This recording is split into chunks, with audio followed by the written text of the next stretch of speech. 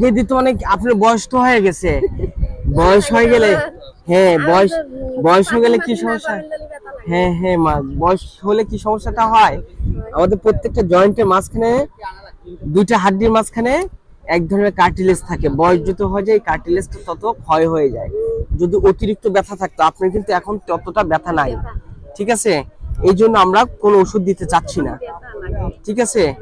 এই জন্য কোনো ওষুধ দিতে চাচ্ছি না, বেশি ব্যথা নাই। এখানে একটু গরম পানি ছ্যাঁক নিবেন মাঝে মাঝে, হালকা গরম পানি, ওই যে আপনি বোতলে ভরে কিংবা যে হট ব্যাগে ভরে এখানে একটু রাতে ধরবেন, এটা কমে যাবে।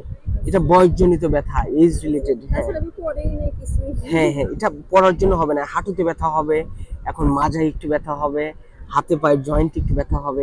এই ছোট ছোট জয়েন্টে ব্যথা আছে, এই যে এগুলোতে মা ব্যথা আছে, তাহলে আর ওটা কিছু দরকার নেই। হ্যাঁ, ওটা কিছু করার দরকার নেই। হ্যাঁ, ওটা সমস্যা হবে না। আর যদি বেশি সমস্যা হয়, আমাদের একটা এক্সরে করে দেখতে হবে হাতের। এক্সরে ছাড়া কোনো ওষুধ আমরা দিতে চাচ্ছি না। ওটা পরে যখন বেশি ব্যথা হবে, এখন দরকার নাই। যদি বেশি ব্যথা হয় তখন একটা এক্সরে করবো। হ্যাঁ, ঠিক আছে মা? আচ্ছা।